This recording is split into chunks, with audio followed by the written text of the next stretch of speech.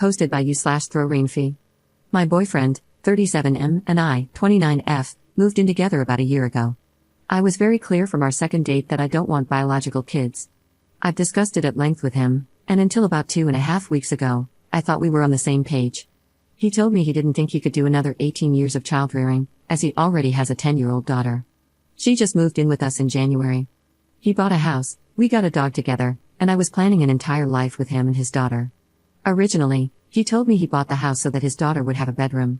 The other night, he told me his entire purpose in marrying me was to have a child, news to me, and that the whole reason he bought the house was so we could build toward having an actual family, minimizing the one we already have. I've been crying in secret for 2 weeks. I finally accepted yesterday that I probably can't stay in this relationship. I wanted marriage, and he's telling me that marriage is innately tied to having a child with him. I can't compromise that part of myself. But I'm also trying not to spiral. My car broke down unexpectedly yesterday, it's leaking oil from the bottom, and I have no savings. I've been living paycheck to paycheck, spending money on our mortgage, 4 pets, activities with his daughter, and paying down credit. I have no idea what my next step should be. The worst part is that I still love him so much. He is such a good person, and everything feels so normal, except that he doesn't want to get married anymore and wants to have a child, and I still don't. I'm struggling to see solutions. I know I need to leave, but logistically, I'm having so much difficulty figuring it out, especially while trying to sort through my feelings in the midst of it. Edit. I am not on the mortgage with him. I told him I would not sign anything together unless we got married. I have been contributing to basic living costs, mortgage payments, bills, groceries, etc., because I care about him and thought we were building a life together. I didn't want him to have to handle things alone because I believed we were in a partnership. He has helped support me as well, but he has also ignored my voice in ways I dismissed and am now able to see. I want to say I really appreciate everyone's suggestions and support. It has been really helpful and meaningful, and it's also validating my decision. Update 6 days later. Several people requested an update, and boy, do I have one for you. I dropped my vehicle off at the mechanic on Friday and waited until Tuesday to hear back. He called me that Tuesday afternoon, just after I finished work, to tell me he had diagnosed the problem and it was going to be less than $300 to fix. He said it would take about a week to complete the repair. I started making arrangements with a kind coworker for rides to work, but then that evening, I got another call from the mechanic. He told me he had already gotten the part, replaced it, and that my car would be ready for pickup that evening. Tuesday night, when I got home, my boyfriend and I ended up in an extremely intense discussion. Once again, he made it abundantly clear that he doesn't care at all about getting married. Not only did he emphasize this, but he also spent about 2 hours dismissing, minimizing, and deflecting the importance of marriage to me. He kept throwing it in my face that the way I feel about marriage with him is how he feels about having kids with me. He said nothing would change if we got married, but when I asked why it matters so much if nothing would actually change, and why he wouldn't just get married since it's clearly important to me, he gave no substantial response, only deflection and patronization. It was honestly devastating, and I can't do it justice by typing it out. I spent from 9 p.m. until 1 a.m. crying, and I sobbed myself to sleep. There was no room for denial at that point, and because my vehicle had miraculously been fixed, I had an out. On Wednesday, I contacted a local landlord I had rented from previously and asked if they had any available units. They did, and it was within my price range at a flat rate. She told me she would call me back, and she did, saying I could come in the next day to look at it. Which brings us to today. After work, I went straight to the landlord's office, got the keys, and looked at the apartment. It's tiny, but it's perfect. I decided to take it. I knew that when I got home, I had to tell him. He came home after me, and when he walked in the door, I asked if he had any plans for the evening. He said no, so I knew it was a good time for the conversation about me moving out. I started by telling him I was moving out, and when he asked why, I explained that our recent conversations had made it clear there were many unspoken expectations affecting our relationship. I told him there was no way to gain clarity on those while we were living together. During that conversation, he told me he had invested everything in our relationship and asked what I had invested. He acted as though I had railroaded him through the entire relationship and said he was compromising on having children, but the one time he asks me for something, I refuse to compromise. He guilt-tripped me again, saying he's either having kids with me or not having them at all due to his age, and this is his last chance.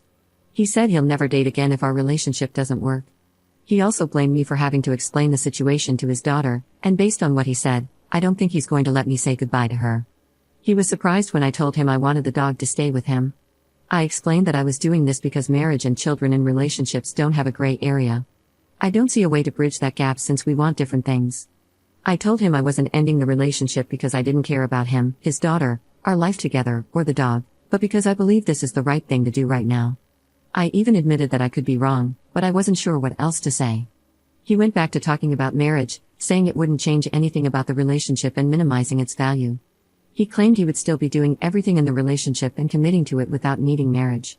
I responded by saying I didn't understand how he could make all these commitments and invest so much but still be unwilling to fully commit through marriage. The final nail in the coffin for me was when he said he views marriage as just an institution and doesn't need a piece of paper to validate his relationship.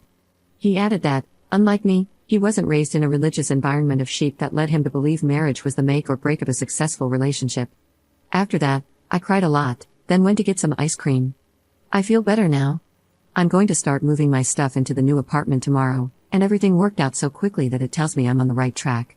Thanks to the community for the encouragement. I thought I was going crazy. But after tonight's conversation, I realized that the only time I actually feel crazy is after I talk to him. I'm also looking forward to having my own place again, quiet and just for me. I know I'll still be sad for a while, but I also know that I'm going to be okay. Op added more info in 2 comments. Comment 1. I think I mentioned earlier that there were probably signs I didn't register as relevant or important, mainly because most of the concerns I began to notice only after we moved in together.